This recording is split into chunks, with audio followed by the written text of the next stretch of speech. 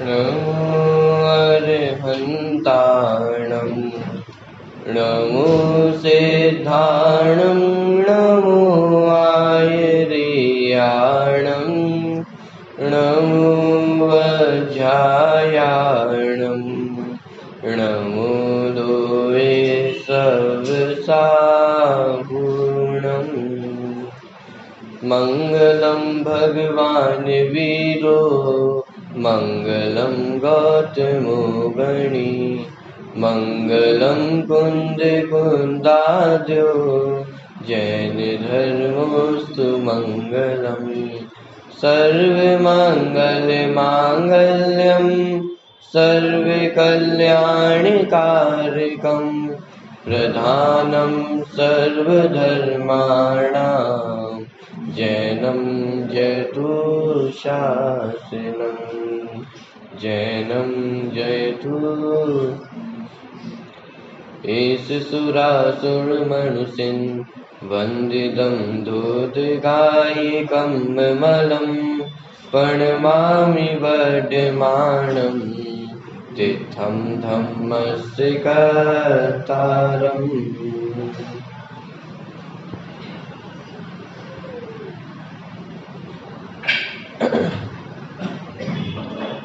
प्रवचन सार जी ग्रंथ की 95 नंबर की गाथा के आधार से द्रव्यगुण पर्याय के विषय पे हम विचार कर रहे हैं।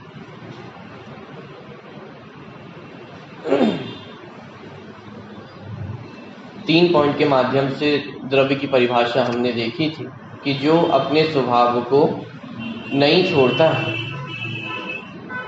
उत्पाद व्यय और द्रव्य से युक्त होता है और गुण पर्यायों से युक्त होता है, उसे द्रव्य कहते हैं। तत्वाद सूत्र जी के आधार से भी हमने परिभाषाएं देखी थी।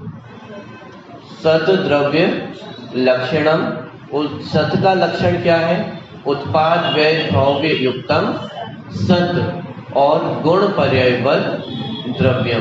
माने जो परिभाषाएं हमें तत्वाद सूत्री ग्रंथ में 3 अलग अलग सूत्रों में पढ़ने को मिलती है, वो पूरा भाव आचार्य कुंद ने यहाँ पे एक गाथा में ही गर्भित कर लिया है कि अपने स्वभाव को नहीं छोड़ता है, उत्पाद व्यय द्रव्य से युक्त है और गुण पर्यायों से युक्त है, ऐसा वह द्रव्य का लक्षण है। चलिए सबसे पहले आपसे ही शुरुआत करते हैं। कुछ होमवर्क आप लोगों का है, डेली का ही है वो तो। उत्पाद व्यय द्रव्य अथवा द्रव्य गुण पर्याय हमको अपने जीवन में कहाँ कहाँ दिखाई देती है?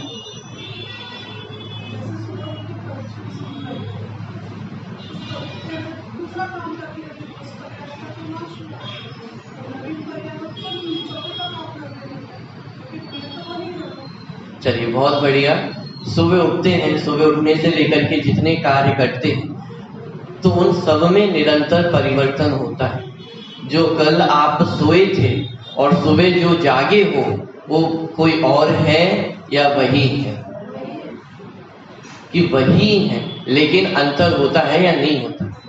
रात को सोते हैं तो थक हार के सोते हैं, थके हुए होते हैं, लेकिन सुबह उठते हैं तो फ्रेश होते हैं। तो ये परिवर्तन होता है, लेकिन परिवर्तन होते हुए भी मैं वही का वही रहता हूँ। बहुत बढ़िया। और उदाहरण?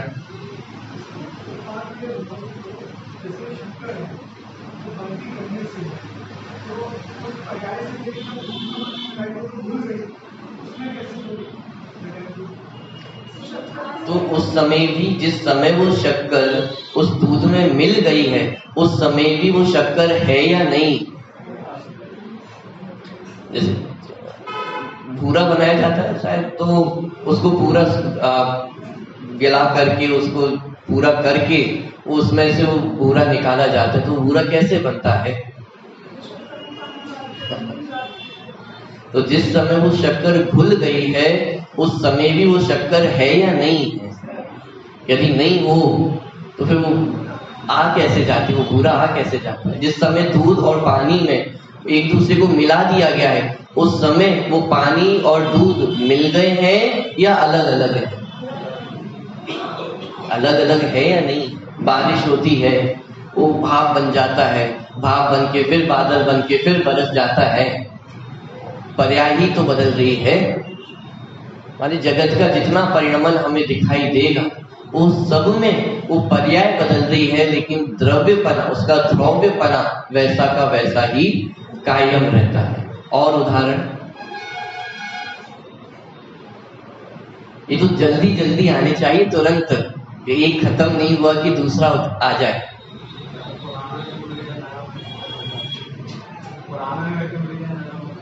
कब तक तोड़ते रहेंगे, कुछ और भी तो अपन करें।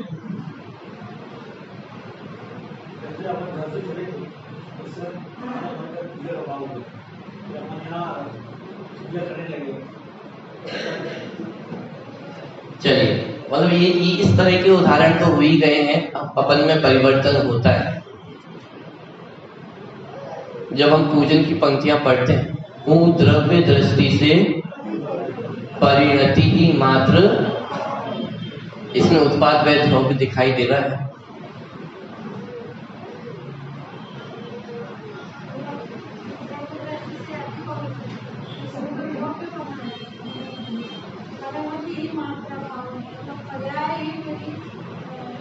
परिणति ही मात्र अपावन, माने जो पर्याय है, जो विकार अविकारपना है वो पर्याय में है, लेकिन द्रव्यपने से देखा जाए तो मैं कैसा हूं।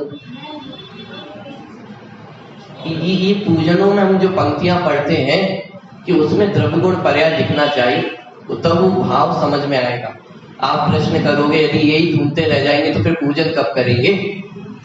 कह रहे असली पूजन तभी होगी जब ये भाव समझ में आएगा। वरना पंक्तियां तो हम पढ़ते चले जाते हैं, लेकिन उसमें क्या मर्म है वो ख्याल में तभी आएगा जब ये विचार, वो पूजन करते करते भी ये पकड़ में आ जाए कि अरे ये तो पर्याय है, ये तो द्रव्य है। अगले ही छंद आता है इसमें, गुण अनंत है प्रभु आप में, मेरी है सामर्थ्य कहाँ। द्रव्य गुण पर्याय दिखाई दे रहा है। गुण अनंत है प्रभु आप में, मेरी है सामर्थ्य कहाँ। तो मेरे में गुण नहीं है क्या?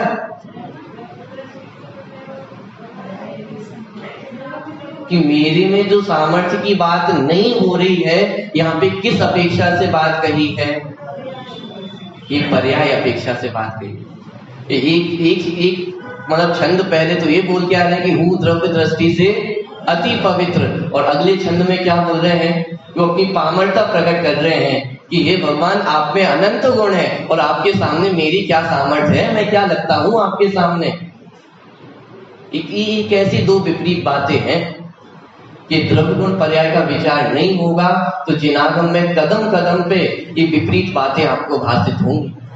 समय सारथी ग्रंथ में कहते हैं कि आत्मा शुद्ध है, विकारी नहीं है। कल शायद भैया का ही प्रश्न था कि वो प्रमादी भी नहीं है, अप्रमादी भी नहीं है, ऐसा कैसे हो सकता है।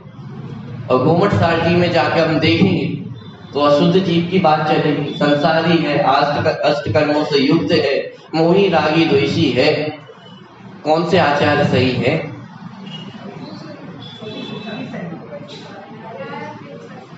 कि ये द्रव्य गुण पर्याय से निर्णय करना होगा कि जहां परिवर्तन दिखाई देता है, जहां बदलाव दिखाई देता है, उस सबका नाम पर्याय है। लेकिन उस पर्याय के बीच में भी जो नहीं बदलता हुआ है वो द्रव्य। बात समझ में आ रही है या नहीं आ रही है? और कोई उदाहरण एक आध, फिर अपन आगे बढ़ेंगे विषय में।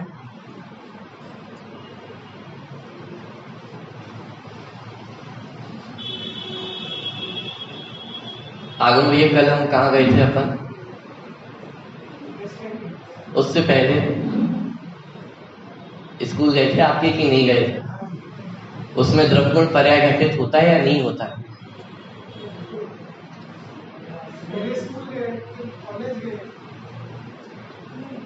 आपकी कितनी 3 पीढ़ियां वहां पे पढ़ी हैं। तो जो पहली पीढ़ी आपके पिताजी यदि वहां पे पढ़े होंगे तो उस समय जैसा स्कूल था और आज जैसा स्कूल है, आप ही का कथन था कि अरे स्कूल तो बहुत बदल गया, पहले 1 मंजिल हुआ करती थी और वो 3-4 मंजिल हो गई है। स्कूल बदल गया या नहीं बदला है? जब जब भी हम अपने अपने पुराने स्कूल जाते हैं तो सबसे पहले यही याद आता है कि क्या क्या बदल गया। अरे हमारे समय में ऐसा हुआ करता था, हमारे समय में ऐसा हुआ करता था। अब तो बहुत बदल गया है, क्या बताएं कि बहुत बदल गया है। लेकिन वो स्कूल किसका है? कि वो हमारा स्कूल है, ये वही स्कूल है जहां हम पढ़े हैं। कभी कभी तो पूरा रूप बदल जाता है, पूरी बिल्डिंग टूट के नई खड़ी हो जाती है, सब कुछ बदल जाता है। लेकिन सब कुछ बदलते हुए भी कुछ नहीं बदलता है। इसका नाम है उत्पाद, व्यय और द्रव्य। ख्याल में आ रहा है या नहीं आ रहा?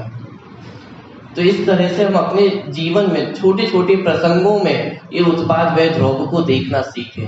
कल के लिए थोड़ा सा हिंट मैं आप लोगों को दे रहा हूं कि पूजन हम रोज पढ़ते हैं, पाठ हम रोज पढ़ते हैं, भक्तियां हम रोज पढ़ते हैं। उन पूजन की पंक्तियों में, भक्तियों की पंक्तियों में द्रव्य गुण पर्याय देखने का प्रयास कीजिए।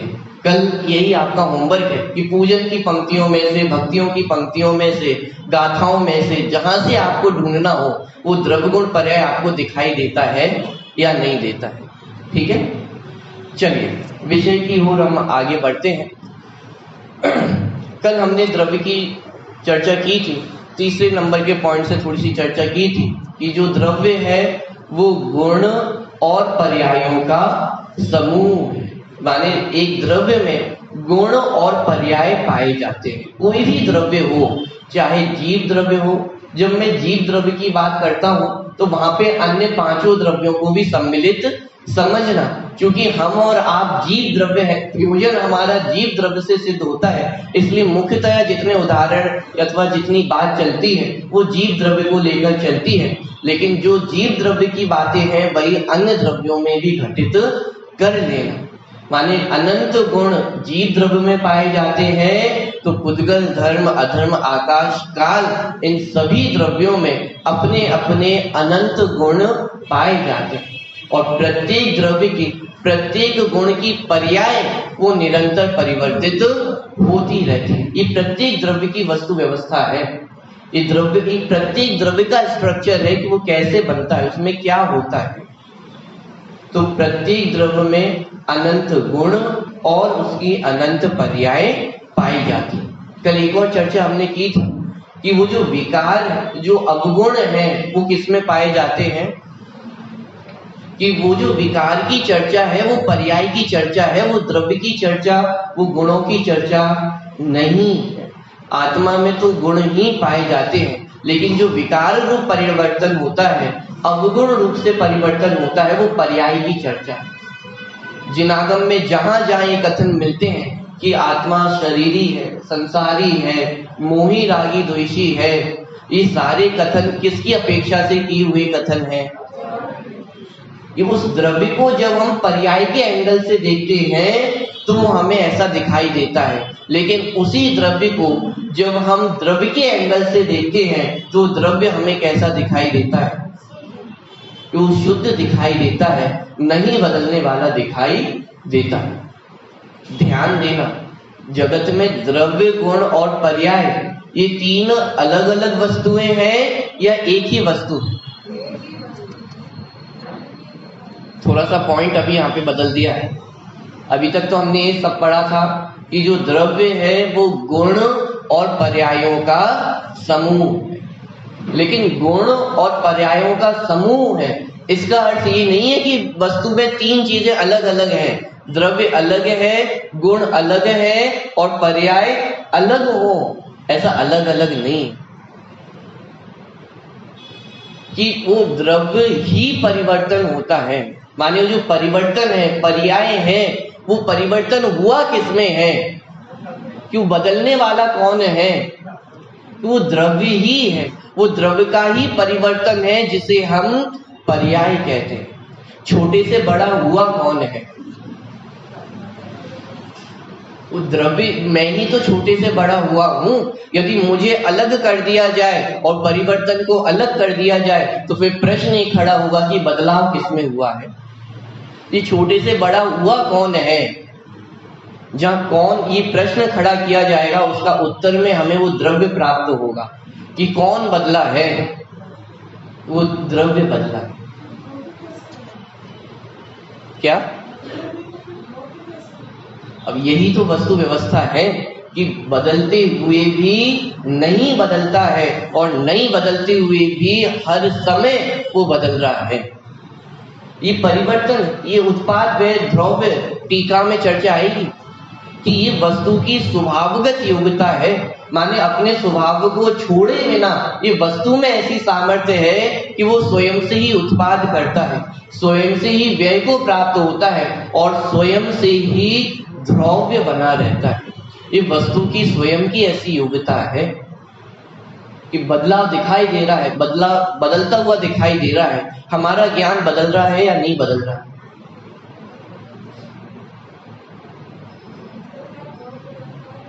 अच्छा, कोई नई वस्तु आप लेकर आते हैं, जैसे मान लीजिए कोई नई कार आप लेकर आए, तो पुरानी कब होती है?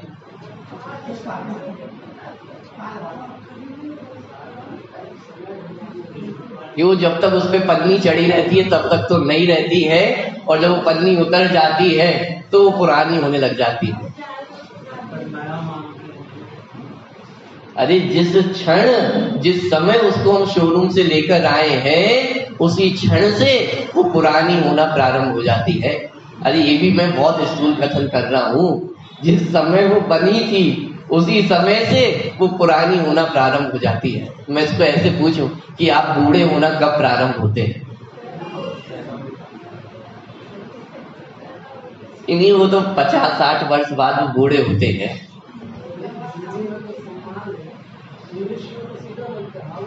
हाँ, पहले दिन का भी हो तो उससे यही पूछा जाता है कि भाई हाउ ओल्ड आर यू, कितने पुराने हो, कितने बूढ़े हो। माने वो पर्याय का परिवर्तन वो पहले क्षण से ही प्रारंभ हो गया है। वो परिवर्तन निरंतर चल रहा है, लेकिन वो परिवर्तन चलते हुए भी वस्तु कैसी है? वो ध्रुव की ध्रुवी ही है, उसमें कोई परिवर्तन नहीं हुआ है। वो वस्तु एक ही है, लेकिन एक ही वस्तु में जब हम उसको बदलाव के एंगल से देखते हैं तो उसको हम पर्याय कहते हैं, और उसी एक वस्तु को जब हम नहीं बदलने की अपेक्षा देखते हैं तो उसे हम द्रव्य नाम देते हैं। वस्तु कितनी है? कि वस्तु तो एक ही है। तो समझाने के लिए उदाहरण दिया जाता है कि पंखा चल रहा है कि नहीं चल रहा है। अरे ऊपर ये पंखा आपको दिखाई दे रहा है, ये चल रहा है या नहीं चल रहा है? ऐसे कैसे हो सकता है कि एक द्रव्य चले भी और नहीं भी चले, बदलाव हुए भी और द्रव्य भी बना रही? कैसे संभव है?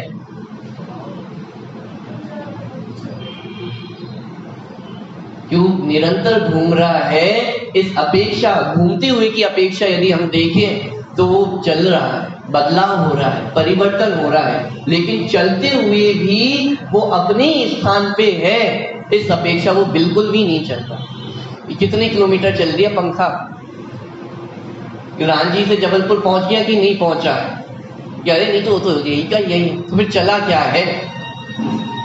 कि उसी चलती हुई वस्तु में जो नहीं चलता हुआ दिखाई देता है उसी का नाम द्रव्य। माने जो प्रश्न हमारे मन में खड़ा होता है कि ऐसे कैसे संभव हो सकता है कि वो बदले भी और नहीं भी बदले? यानी यही तो वस्तु व्यवस्था है। यही इसी वस्तु व्यवस्था के कारण वो द्रव्य की सत्ता है, द्रव्य का अस्तित्व है। यदि ये व्यवस्था गड़बड़ा जाए तो द्रव्य का अस्तित्व खतरे में पड़ जाए। माने कोई भी वस्तु यदि टिकी हुई है तो इस वजह से टिकी हुई है कि निरंतर उसमें परिवर्तन हो रहा है, लेकिन परिवर्तन होते हुए भी इतना नहीं बदल जाता कि वो कुछ बदल जाए उसमें, वो वैसा का वैसा ही रहता है। क्रमबद्ध पर्याय की जब चर्चा चलती है तो समय सारजी की गाथा की टीका बहुत प्रसिद्ध है। जीवो ही तावत क्रम नियमित तो आत्म परिणामे उत्पद्य मानो जीवा एव ना जीवा। क्या मतलब हुआ कि जीव क्रम नियमित अपने परिणामों से परिणमता हुआ जीव ही रहता है, अजीव नहीं हो जाता। क्या मतलब हुआ? क्यों परिवर्तन उसमें हमेशा चल रहा है। कभी निगोध अवस्था में था, कभी मनुष्य अवस्था में गया, कभी स्वर्ग अवस्था में हुआ। कभी तीव्र मिथ्यात्व का उदय था, कभी वो मिथ्यात्व मंद पड़ा, कभी तीव्र कषाय होती है, कभी मंद कषाय होती है, कभी क्षयोक्षम बहुत अधिक हुआ, कभी क्षयोक्षम बहुत कम हुआ, कभी बहुत अमीर हुआ तो कभी बहुत गरीब हुआ। नाना प्रकार की अपेक्षा पर्यायों को धारण किया है, लेकिन इतना परिवर्तन होते हुए भी 8 कर्मों के बीच में रहता हुआ भी इस शरीर का अनादिकाल से संयोग होने पर भी कि जीव में परिवर्तन तो हुआ, लेकिन आज तक ऐसा परिवर्तन नहीं हुआ कि वो जीव अजीब हो जाए। अनादिकाल से शरीर का संयोग है या नहीं, 8 कर्मों का संयोग है या नहीं, तो कितना शरीर में हो गया, कितना अजीब में हो गया। 1-2 गुण तो आ गए होंगे, अनादिकाल का साथ है, 1-2 गुण तो आ जाने चाहिए थे ना, कि अरे अनादिकाल से साथ में रहते हुए भी इतना परिवर्तन होते हुए भी ऐसा परिवर्तन नहीं होता कि जीव अजीब में कन्वर्ट हो जाए। अब यही अजीब पे भी घटित किया कि अजीब द्रव्य भी अपने क्रम नियमित परिणामों से उत्पन्न होता हुआ, नष्ट होता हुआ, उसमें परिणमन तो हमेशा होता रहा, लेकिन ऐसा परिणमन आज तक नहीं हुआ कि वो अजीब जीव में परिवर्तित हो जाए। सब आपको पता नहीं, आजकल तो एआई टेक्नोलॉजी आ गई है, कंप्यूटर साइंस इतना आगे बढ़ गया है, वो खुद सोच लेता है क्या करना है, आगे क्या करना है वो हमें बताता है। तो रोबोट में, वो कंप्यूटर टेक्नोलॉजी में वो जीवत्वपना आया है या नहीं आया, कि कितनी ही टेक्नोलॉजी एडवांस हो जाए, कितने ही स्तर पर पहुंच जाए, लेकिन वो पुद्गल में चेतनता, जीवत्वपना संभव नहीं। ये अर्थ है कि परिवर्तन कितना भी हो, लेकिन वो अपने स्वभाव को नहीं छोड़ता है। पहला पॉइंट याद, द्रव्य का क्या पॉइंट था, कि अपने स्वभाव को नहीं छोड़ता है। ये जीव का स्वभाव जानना देखना है, तो ये जानने देखने के स्वभाव को जीव कब छोड़ देता है, कि अनादिकाल से आज तक इतने परिवर्तन हुए हैं, लेकिन इतने परिवर्तन के बीच में भी जीव ने अपने स्वभाव को कभी नहीं छोड़ा है। ये द्रव्य का लक्षण है, ये द्रव्य का स्वभाव है। ठीक है, तो द्रव्य कैसा है, अपने स्वभाव को नहीं छोड़ता है, गुण उत्पाद व द्रव्य से युक्त है और गुण और पर्यायों से युक्त है। इसमें हमने आज एक और पॉइंट समझा कि 3 चीजें कहीं जाती हैं, द्रव्य, गुण और पर्याय, लेकिन ये 3 अलग अलग वस्तुएं नहीं है। वस्तु तो कितनी है, एक ही है, लेकिन उसको जिस एंगल से देखा जाता है उसको वो नाम दिया जाता है। जैसे एक ही पुरुष है, अब वो एक ही पुरुष पिता है या भाई है, चाचा है या मामा है, फूफा है या मौसा है, क्या है वो, गरीब है कि अमीर है, क्रोधी है कि शांत परिणामी। अरे कितने लोगों की बात करोगे, अभी एक की तो बात कर लो। अरे एक ही की बात चल रही है, वो एक ही व्यक्ति जिस एंगल से देखा जाए वो हमें दिखाई देता है। पुत्र की नजरिए से देखें तो हमें पिता दिखाई देता है, पत्नी की नजरिए से देखें तो पति दिखाई देता है, पिता के नजरिए से देखें तो हमें पुत्र दिखाई देता है। वो व्यक्ति कितना है, कि अरे व्यक्ति तो एक ही है। जैसे पहेलियों में पूछा जाता है ना, कि एक पिता था, एक पुत्र था, एक चाचा था, एक मामा था, बताओ कितने लोग हुए, कितने लोग हुए, तो एक ही है। जिस एंगल से देखा जाए वो वैसा दिखाई देता है। ऐसे ही वस्तु कितनी है, कि वस्तु तो एक ही है, एक अखंड वस्तु है, उसमें खंड खंड नहीं है। कि अनंत गुण है तो वस्तु कितनी हो गई, अनंत हो गई है, हर समय पर्याय बदल रही है, अनंत पर्याय है तो वस्तु कितनी हो गई है, कि अरे अनंत गुण होते हुए भी, अनंत पर्याय होते हुए भी वो वस्तु एक अखंड है, उनमें भेद नहीं है। कि द्रव्य गुण पर्याय का तो भेद है ना,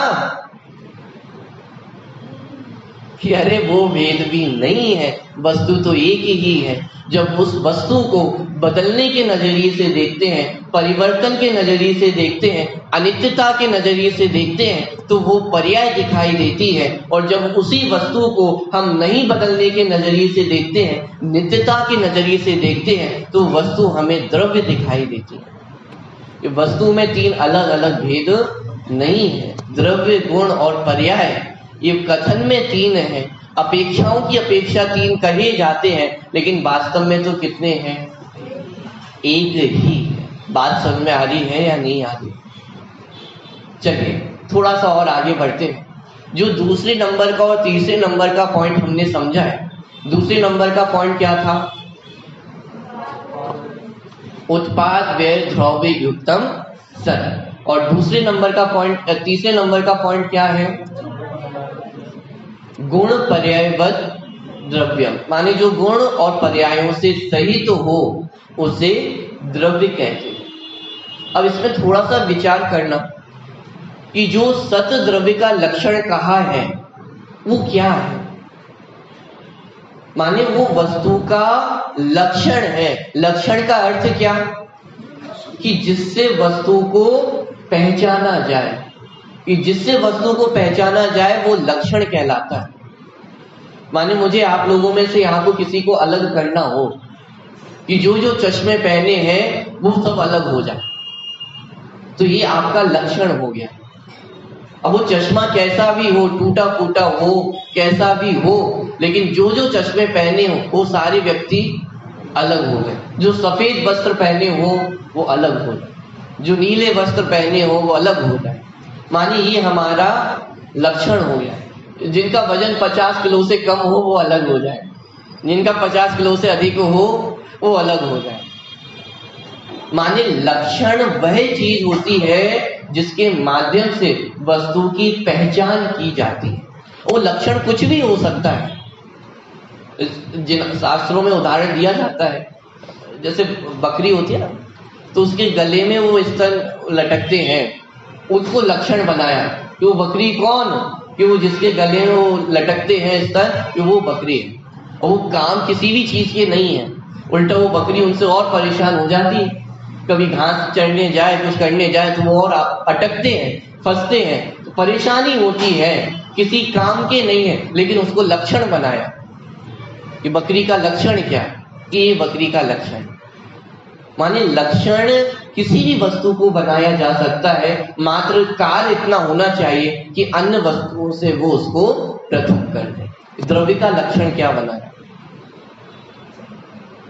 कि सत द्रव्य लक्षणम, कि वो द्रव्य है, यही इसका लक्षण है। द्रव्य है यही सिद्ध करता है कि ये वस्तु है, ये द्रव्य है। इस जगत में यदि कुछ है तो वो द्रव्य होगा ही।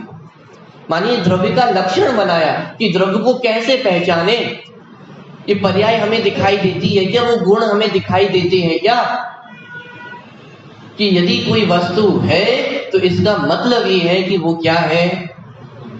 माने अस्तित्व को भी लक्षण बनाया कि है, इसका मतलब वो कोई वस्तु है, कोई द्रव्य है, ये उसका लक्षण है। सत द्रव्य लक्षणम। उस सत्य को फिर परिभाषित किया कि वो सत्य कैसे है, अस्तित्व कैसे है, कि उत्पाद व्यय द्रव्य युक्तम सत्य।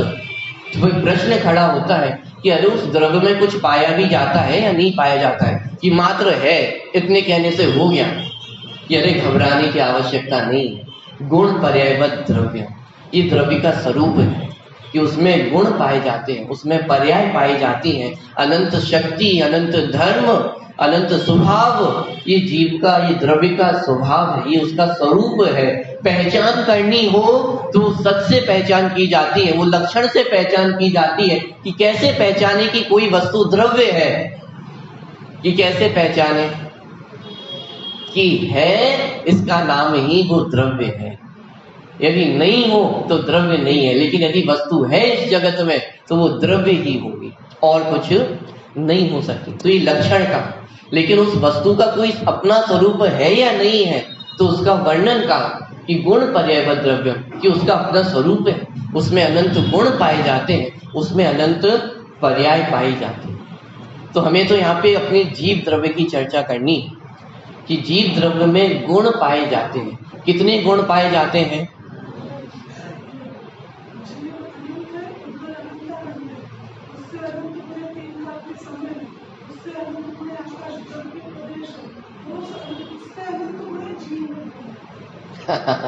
कि जीव में अनंत अनंत गुण है, माने उनका पार नहीं, लेकिन फिर भी हमें जगत में क्या कहा जाता है कि अरे ये तो बहुत बुरा है, ये तो बहुत नालायक है, उसमें तो अकल ही नहीं है।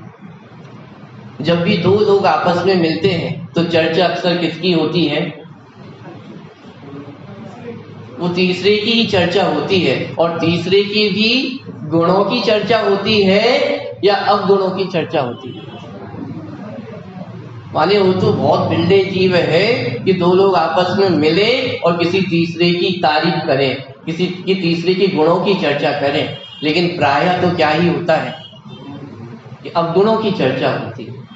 लेकिन जिनवाणी माँ एक ऐसी माँ है कि जो अवगुणों की नहीं, गुणों की चर्चा करने वाली है कि मुझ में कितने गुण हैं कि अनंत गुणों का अधिष्ठाता, अनंत गुणों का स्वामी मैं हूं। कि किस समय, अभी गुण की परिभाषा हम पढ़े कि जो द्रव्य के संपूर्ण भागों में और उसकी संपूर्ण अवस्थाओं में पाया जाए उसे गुण कहते हैं। माने वो द्रव्य किसी भी हालत में हो, किसी भी अवस्था में हो, वो उसके गुण वो आत्मा के साथ, द्रव्य के साथ सदा काल रहते हैं।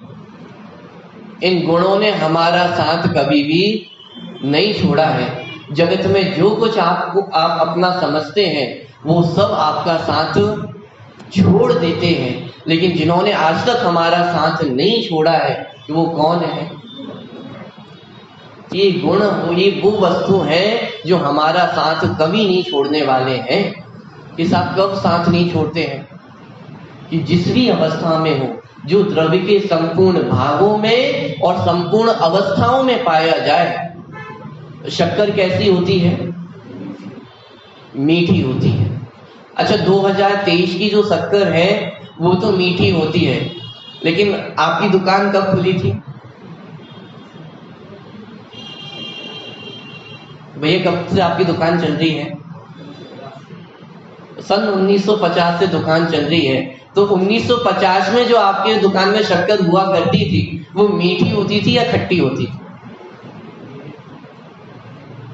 कि वो शक्कर भी मीठी होती थी। अच्छा चलो 50 साल पहले की शक्कर तो मीठी थी, अंग्रेजों के जमाने की शक्कर वो भी मीठी होती थी। अच्छा चलो ये तो पंचम काल चल रहा है, छठा काल आ जाएगा तो उस जमाने वो शक्कर कैसी होगी? तो उसमें भी मीठी होगी। अच्छा वो शक्कर को यदि हम सोने चांदी के बर्तन में रखें तो मीठी रहेगी, और यदि प्लास्टिक में लोहे के बर्तन में रख दें तो? विचार करके देखना, जीव द्रव्य भी किन किन बर्तनों में गया है। कभी वो निगोद के बर्तन में गया है, कभी त्रियंच हुआ है, कभी मनुष्य हुआ है, कभी स्वर्ग में गया है, कभी नरक में गया है, कभी नरक में डंडे खाए हैं, तो कभी स्वर्ग में सुख और आराम की जिंदगी जी है। लेकिन इन सारी अवस्थाओं में वो जीव ने अपना स्वभाव छोड़ा क्या? उस शक्कर को दूध में मिला दे तो अपना स्वभाव छोड़ देती है। अच्छा नमक के साथ यदि रख दे शक्कर को तो उसमें खारापन आ जाता है क्या? उस शिकंजी में मिला दे तो उसमें खट्टापन आ जाता है क्या? यदि विपरीत से विपरीत परिस्थिति में भी क्यों ना हो, ऐसे ही जीव द्रव्य अनादि काल से मिथ्यात्व के साथ है, शरीर के साथ है, 8 कर्मों से संयोग पाया जाता है, लेकिन इन सारे कर्मों के बीच में रहते हुए भी, इन सारी विपरीत अवस्थाओं में रहते हुए भी उस द्रव्य के गुणों में कितनी कमी आई है। ये गुण की परिभाषा है कि जो द्रव्य के संपूर्ण भागों में और उसकी संपूर्ण अवस्थाओं में पाया जाता है, वो द्रव्य कैसी भी हालत में हो, कैसी भी अवस्था में हो, वो द्रव्य में क्या बिगड़ा है, उन द्रव्य दृष्टि से अब ये पंक्ति पढ़ो तो उसका आनंद आए। माने जैसे आपके हाथ में कोई सोने का टुकड़ा, माने 20 ग्राम आपके पास सोना है और उसको आप रख के बड़े खुश हो रहे थे, अरे मेरा सोना है, मेरा सोना है, और कीमत बढ़ती चली जा रही है तो और खुश होते हैं, अरे मेरा सोना है। वो कमरे में आप खड़े हुए थे और एकदम से आपकी माता ने आवाज लगाई कि अरे यहाँ आना, और ये हड़बड़ी में थोड़ा सा गया, वो सोने का टुकड़ा हाथ से निकल के कहीं चला गया।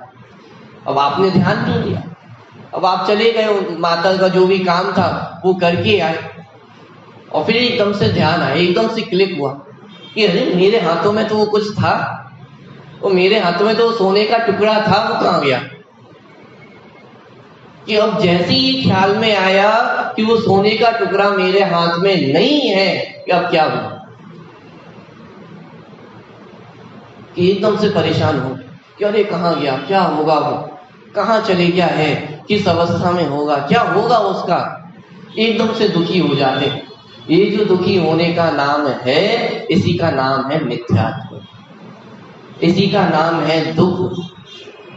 जब आपने थोड़ा सा लेकिन धैर्य बनाया, अपने आप विचार किया मैं कहाँ कहाँ गया था, आखिरी समय वो सोने का टुकड़ा कहाँ पर था, आपने विचार किया, अरे जब मम्मी ने बोला था उससे पहले तक तो मेरे हाथों में ही था, तब मैं इस कमरे में ही था, इस कमरे के बाहर नहीं था, तो हो ना हो वो सोने का टुकड़ा कहीं यही होना चाहिए। आपने ढूंढना प्रारंभ किया, ढूंढते गए फिर भी मिल नहीं रहा, और प्रयास किया और ढूंढा कि नहीं मिल रहा। वो झाड़ू लेकर आए, वो एक एक कोने कोने में हमने वो झाड़ के देखा, वो सोफे के नीचे देखा, अलमारी के नीचे देखा, जो कुछ देखा था वो सबके नीचे हमने झाड़ के देखा, और वो झाड़ते झाड़ते एकदम से वो सोने का टुकड़ा निकला।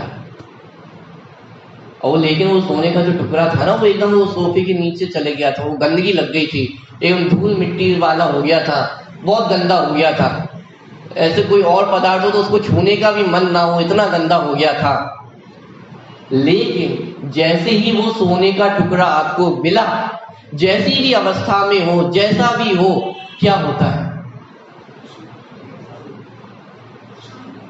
कि जो कुछ होता है उसका नाम सम्यक दर्शन। क्या क्या क्या मतलब हुआ कि जैसे ही वो खो गया था तो एकदम से दुखी हो गए थे कि अरे अब क्या होगा, अब क्या होगा, और जैसे ही मिला तो वो जो आनंद की अनुभूति है, वो जो विकल्प हुए थे कि अरे खो गया है, अब क्या होगा, मेरे इतने रुपयों का नुकसान हो गया है, अभी माता पिता को पता चलेगा तो वो क्या कहेंगे, अब मैं कैसे ये लॉस कवर करूंगा, वो सारी बातें मन में विकल्पों में आ जाती हैं या नहीं आ जाती हैं, कितने कितने विकल्प खड़े हो जाते हैं। लेकिन जैसे ही वो सोने के टुकड़े पे दृष्टि गई, अभी हाथ में भी नहीं उठाया है, अभी तो गंदा दिखाई दे रहा है, अभी तो जो उसका पीलापन था वो भी मुरझाता गया है, ऊपर गंदगी दिखाई दे रही है, लेकिन जिस समय वो सोने का टुकड़ा दिखाई मात्र देता है कि उस समय क्या होता है, एक एक विकल्प दूर करना पड़ता है कि सारे विकल्प एक साथ दूर हो जाते हैं, सारे विकल्प एक साथ अभाव को प्राप्त हो जाते हैं। जितना दुख था वो एक एक दुख को दूर करना पड़ता है, वो सारे दुख एक साथ दूर हो जाते हैं। कि कब हो जाते हैं कि वो सोने के टुकड़े को देखते ही, कि ऐसा क्या था उस सोने के टुकड़े में जो देखते ही आनंद हो गया कि अरे उसके गुणों में रंच मात्र भी कमी नहीं आई है, उसके स्वभाव में रंच मात्र भी कमी नहीं आई है। ऐसे ही अनादिकाल से ये जीव द्रव्य नाना अवस्थाओं में गुजरता हुआ आया है, नाना प्रकार के विकारी भावों से होता हुआ आया है, लेकिन इन सारे विकारी भावों के होते हुए भी द्रव्य में क्या हुआ है, द्रव्य के कौन से गुण में क्या कमी आई है कि बस ये जान के अब आनंदित हो जाए। इसका नाम सम्यक दर्शन है। ये द्रव्य गुण पर्याय का विषय पढ़ के आनंद होता है या नहीं होता है, जिन्हें भगवान की पूजन करके आनंद होता है या नहीं होता है, कि सम्यक दर्शन किसका नाम है। बहुत बार प्रश्न हमारे सामने खड़ा होता है, वो सम्यक दर्शन किसका नाम है, किसे सम्यक दर्शन कहते हैं, क्या होता है सम्यक दर्शन में। कि सम्यक दर्शन में आनंद होता है। ऐसा मुनिराज होते हैं तो वैराग्य धारण करके जाते हैं, तो वैराग्य में क्या होता होगा कि साहब क्या बताएं, संसार बहुत असार है, किस पे भरोसा कर सकते हैं, कोई भरोसे करने लायक नहीं है। पूरी दुनिया हमने देख ली है, सब आदित्य है, सब क्षणभंगुर है, क्या कर सकते हैं। अब किसी को हम अपनी बात बोले, कोई सुनने समझने को तैयार नहीं होता है। अब समझाने का भाव नहीं आता है मुझे, पहले बहुत आता था लेकिन अब नहीं आता। सबको देख लिया है, सबके चेहरे देख लिए है, ये संसार में रहने लायक नहीं है, और हम तो जंगल में चले जाएंगे, वहां सुख शांति से रहेंगे। ऐसे मुंह लटकाने का नाम वैराग्य है, ऐसे दुखी होने का नाम वैराग्य है कि कोई हमारा साथ नहीं देता तो जाओ हम भी किसी का साथ नहीं देंगे, इसका नाम वैराग्य है। कि अरे वैराग्य दुखी होने का नाम नहीं है। जब भी 12 भावना पढ़ते हैं तो अक्सर मैंने देखा है कि सबके मुंह एकदम ऐसे सीरियस हो जाते हैं, ऐसे गंभीर हो जाते हैं, मानो पता नहीं कौन सी दुखद सूचना सुन ली हो कि हम तो अनादिकाल से संसार को अच्छा मानते आए थे और इस संसार का तो कैसा स्वरूप बता दिया है। दुखी होने की बात है, 12 भावना पढ़ के दुखी होना है, मुंह लटकाना है। मुनिराज दुखी होकर जंगल में जाते हो कि वैराग्य किसका नाम है कि अपने अनंत गुणों का लक्ष्य करके आनंदित होने का नाम वैराग्य है। ये दुखी होने का, मुंह लटकाने का नाम वैराग्य नहीं। विचार तो करके देखें तो मुनिराज वो जंगल में कैसे रह लेते हैं कि उन्हें अपने अनंत गुणों का भान है, अपने अनंत गुणों का लक्ष्य है, अपने अनंत गुणों का निर्णय है, इसलिए वो 22 परिसरों को सह लेते हैं, इतने उपसर्गों को विजय प्राप्त कर लेते हैं। वो संभव कैसे होता है? हमें बड़ा आश्चर्य होता है कि कैसे कर लेते हैं, कि ज्ञानियों की दशा ऐसे कैसे हो जाती है। और ज्ञानियों को ये आश्चर्य होता है कि हम एक घर गृहस्थी में कैसे रह लेते हैं। हमें ये लगता है कि वो मुनिराज बेचारे हैं, वो ज्ञानी बेचारे हैं, तो देखो उनके पास तो बेचारे चप्पल भी नहीं है, कांटे चुभ जाते हैं, तन पे वस्त्र नहीं है, गर्मी सर्दी लगती है। ये मुनिराजों से जाकर तो पूछो कि वास्तव में बेचारा कौन है, कि जिसको अपने अनंत वैभव की खबर नहीं है, जिसको अपने अनंत गुणों की खबर नहीं है, वो बेचारा है। कि जो हो तो करोड़पति लेकिन उसको अपने करोड़ रुपयों की पहचान ना हो तो वो बेचारा है। कि विचार करके देखना कि मुनिराज बेचारे हैं या हम बेचारे। वो राग की अग्नि में कौन जल रहा है? वो मुनिराज हमें जलते हुए दिखाई देते हैं कि वो लोहे के वस्त्रों में जल रहे थे, लेकिन मुनिराज क्या मुनिराजों की क्या सोच है? ये भी कहने की बात है उन्हें कौन सा विकल्प आ रहा है, लेकिन यदि कोई विकल्प आता भी होगा तो क्या विकल्प आता हो? यह राग आग दहे सदा ताते समामृत से। कि ये गुणों की परिभाषा, ये द्रव्य का स्वरूप है कि द्रव्य अपने अनंत गुण और अनंत पर्यायों के साथ होता है। ये गुणों ने आज तक द्रव्य का साथ कभी छोड़ा नहीं है। ये द्रव्य सदा काल आत्मा के साथ रहते आए हैं, रहते हैं और कब तक रहते रहेंगे? कि अनंत काल तक रहते रहेंगे। तो फिर सिद्ध बनना है या सिद्ध बने बनाए?